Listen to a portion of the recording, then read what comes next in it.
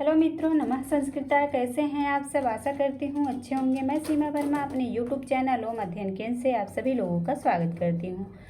तो चलिए फ्रेंड्स, यहाँ कारक प्रकरण से संबंधित कुछ बहुत ही महत्वपूर्ण प्रश्नों की श्रृंखला को रखा गया है जो बहुत ही महत्वपूर्ण हैं और हर एग्जाम में कारक प्रकरण से संबंधित प्रश्न अवश्य पूछे जाते हैं। तो प्रश्नोत्तरी शुरू करने से पहले आप सभी मित्रों से अनुरोध है, जिन्होंने चैनल को सब्सक्राइब नहीं किया है प्लीज़ चैनल को लाइक, सब्सक्राइब, शेयर करें। पिछले प्रश्न पत्र में 60 नंबर प्रश्न तक प्रश्नोत्तरी हो चुकी थी। आज 61 नंबर प्रश्न से प्रश्नोत्तरी होगी। तो चलिए फ्रेंड्स शुरू करते हैं। 61 नंबर प्रश्न है, अहन अनुवाक अधीता। यहाँ अहन में किस सूत्र से तृतीया आई है?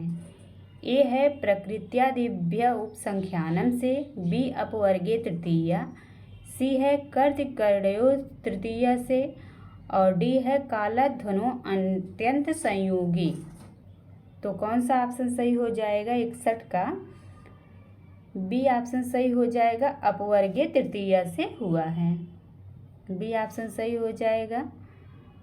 इसके बाद 62 नंबर प्रश्न है, मासम अधीतः नायातः। यहाँ मास पद में तृतीया नहीं लगी है क्योंकि ए मास कालवाचक है, बी वाक्य में अत्यंत संयोग का अर्थ है, सी वाक्य में अपवर्ग दोतित नहीं होता है और डी है वाक्य अतीत काल में है।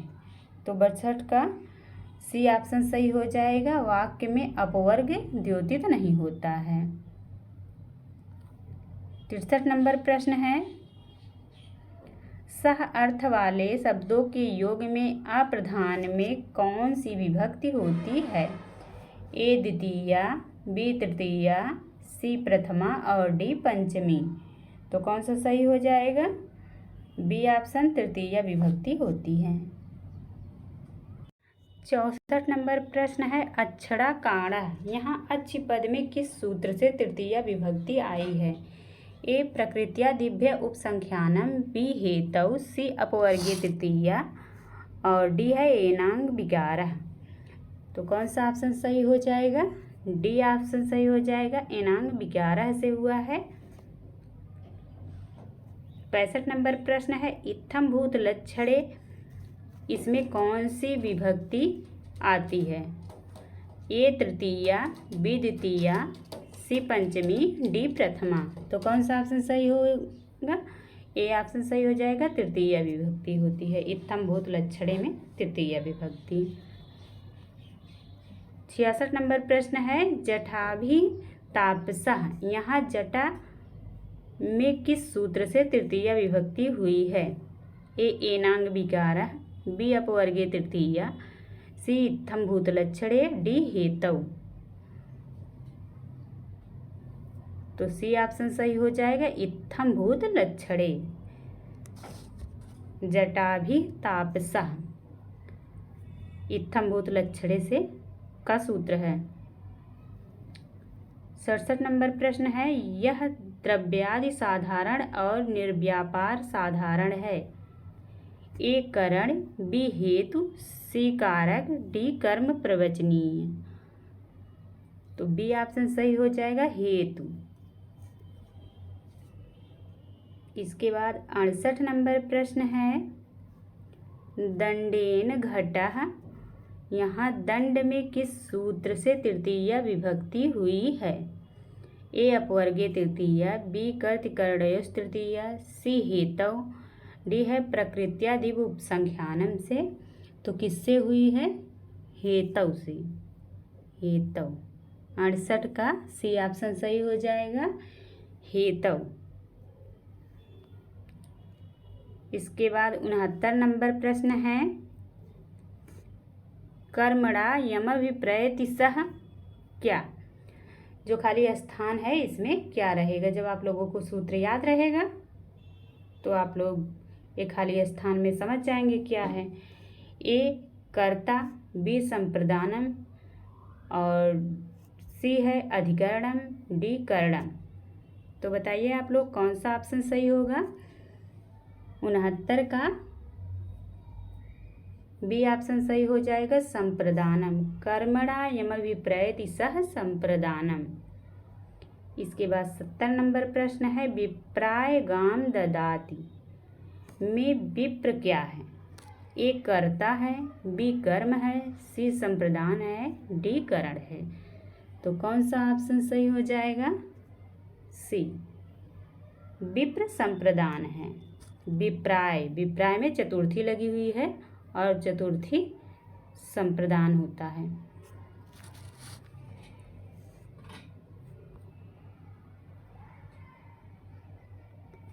उपपद विभक्ति का उदाहरण नहीं है। ए रामाय नमः, बी अभिता ग्रामम नदी अस्ति, सी है इंद्राय स्वाहा, डी भक्तः हरिम भजति। तो कौन सा ऑप्शन सही हो जाएगा? 71 का डी ऑप्शन सही हो जाएगा, भक्तः हरिम भजति। 72 नंबर प्रश्न है, रुच्यर्थ धातु के योग में प्रीयमाण की क्या संज्ञा होती है? ए करण, बी कर्ता, सी कर्म, डी संप्रदान। तो डी ऑप्शन सही हो जाएगा, रुच्यर्थक में संप्रदान होता है। इसके बाद 73 नंबर प्रश्न है, हरये रोचते भक्ति में हरि शब्द में किस सूत्र से चतुर्थी विभक्ति हुई है? ए चतुर्थी संप्रदाने, बी रुच्यर्थानां प्रियमाणा, सी नमः स्वस्ति स्वाहा स्वधा अलम वसट योगाच, डी है तुमर्थच भाव वचनात्। तो कौन सा ऑप्शन सही हो जाएगा? 73 का ए ऑप्शन सही हो जाएगा, चतुर्थी संप्रदाने से हुआ है। 74 नंबर प्रश्न है, धारेरुत्तमर्णः सूत्र से कौन सी संज्ञा होती है? ए अपादान, बी करण, सी संप्रदान, डी कर्म। तो 74 का सी ऑप्शन सही हो जाएगा, संप्रदान संज्ञा होती है। इसके बाद आगे चलते हैं। 75 नंबर प्रश्न है, स्पृहेरिप्सितः, स्पृहेरिप्सितः सूत्र से कौन सी संज्ञा होती है? ए अपादान, बी करण, सी संप्रदान, डी कर्म। तो 75 का बताइए आप लोग कौन सा सही होगा? सी ऑप्शन सही हो जाएगा, संप्रदान संज्ञा होती है। 76 नंबर प्रश्न है, क्रोध, द्रोह, ईर्ष्या, असूया अर्थानाम यम प्रतिकोपः इस सूत्र से किस संज्ञा का विधान होगा? ए संप्रदान, बी कर्म, सी करण, डी कर्ता। तो किस संज्ञा का विधान होगा आप लोग बताएं? 76 का ए ऑप्शन सही हो जाएगा, संप्रदान। 77 नंबर प्रश्न है, हरये क्रुध्यति में हरि क्या है? ए कर्ता, बी संप्रदान, सी करण, डी इनमें से कोई नहीं। 77 का कौन सा ऑप्शन सही होगा? हरये, हरये में कौन सी विभक्ति है? तो चतुर्थी। हरि का रूप एक वचन में कैसे चलता है? हरि हरिम हरिणा हरये, हरे हरे हरऊ हरे।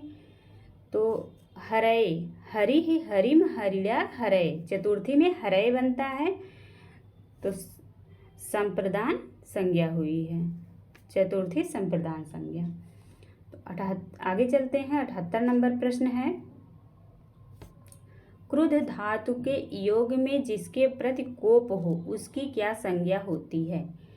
ए संप्रदान संज्ञा, बी कर्म संज्ञा, सी करण और डी अधिकरण संज्ञा।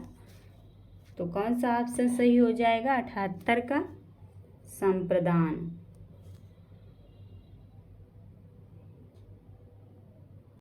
क्रुद्ध, द्रोह, ईर्ष्या, असूया अर्थानाम यम प्रति कोपः सूत्र से होगा।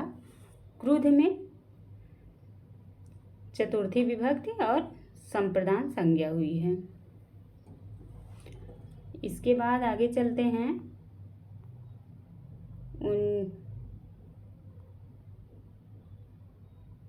79 नंबर प्रश्न है, मुक्तये हरिम भजति मुक्ति में चतुर्थी किस सूत्र से आई है? इस चतुर्थी संप्रदाने बी तुमर्थाच भाववचनात्, सी है तदर्थे चतुर्थी वाच्या और डी है नमः स्वस्ति स्वाहा स्वधा अलम वसट योगाच। तो कौन सा ऑप्शन सही हो जाएगा? सी ऑप्शन सही हो जाएगा, तदर्थे चतुर्थी वाच्या। इसके बाद आगे चलते हैं। 80 नंबर प्रश्न है, उत्पातेन ज्ञापिते च इस वार्तिक से कौन सी विभक्ति आती है? ए तृतीया, बी द्वितीया, सी पंचमी, डी चतुर्थी। तो 80 का डी ऑप्शन सही हो जाएगा, चतुर्थी विभक्ति। 81 नंबर प्रश्न है, फलेभ्यो याति यहाँ फल में किस सूत्र से चतुर्थी विभक्ति हुई है? ए तदर्थे चतुर्थी वाच्या, बी है क्रियार्थोपदस्य च कर्मणि स्थानिनः, सी है तुमार्थच भाववचनात्, डी चतुर्थी संप्रदाने। तो कौन सा ऑप्शन सही होगा? बी ऑप्शन सही हो जाएगा, क्रियार्थोपदस्य च कर्मणि स्थानिनः। इसके बाद 82 नंबर प्रश्न है, तुमार्थच भाववचनात् इस सूत्र से किस विभक्ति का विधान किया जाता है? ए द्वितीया, बी पंचमी, सी तृतीया, डी चतुर्थी। तो कौन सा ऑप्शन सही हो जाएगा? डी ऑप्शन सही हो जाएगा, चतुर्थी। 83 नंबर प्रश्न है, स्वाहा के योग में कौन सी विभक्ति होती है? ए चतुर्थी, बी द्वितीया, सी पंचमी, डी तृतीया। तो कौन सा ऑप्शन सही हो जाएगा? ए चतुर्थी विभक्ति होती है।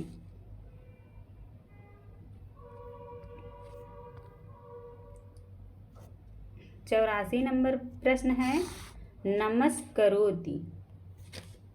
नमस्करोति देवान में देव पद में नमः स्वस्ति स्वाहा स्वधा अलम वसट योगा से इस वार्तिक से चतुर्थी विभक्ति नहीं हुई है, क्योंकि देव से चतुर्थी विभक्ति आती ही नहीं, यहाँ नमः पद का योग है ही नहीं। सी है उपपद विभक्ति से कारक विभक्ति बलवती होती है, डी देव शब्द बहुवचन में है। तो सी ऑप्शन यहाँ सही हो जाएगा, उपपद विभक्ति से कारक विभक्ति बलवती होती है। इसके बाद 85 नंबर प्रश्न है,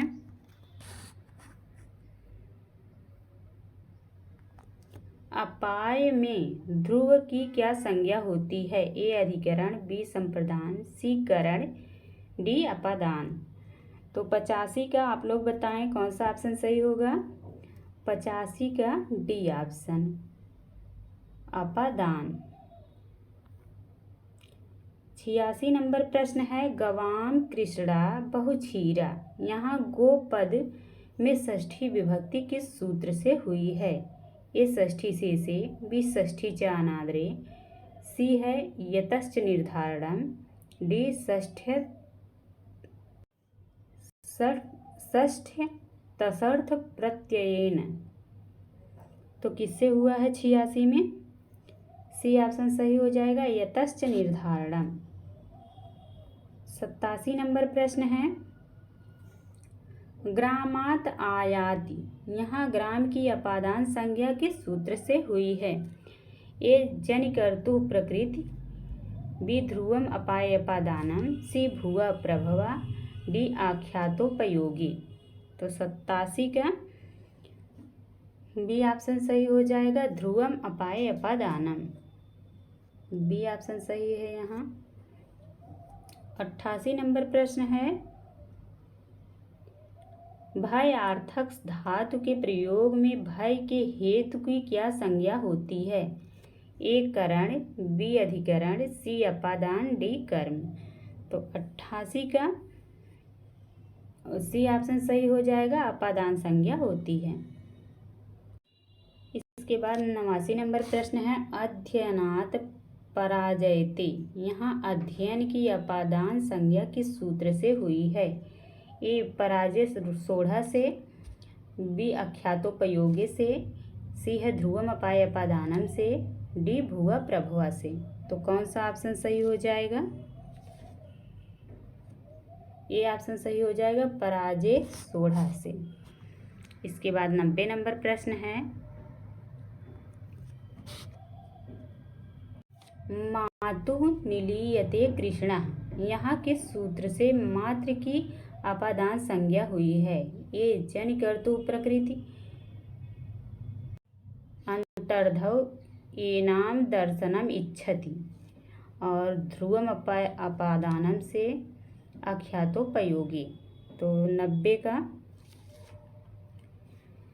बी ऑप्शन सही हो जाएगा, अंतर्धव एनादर्शनम इच्छति से हुई है। Thank you all of you. आप लोगों को प्रश्नोत्तरी अच्छी लगी हो तो प्लीज़ चैनल को लाइक, सब्सक्राइब, शेयर करिएगा।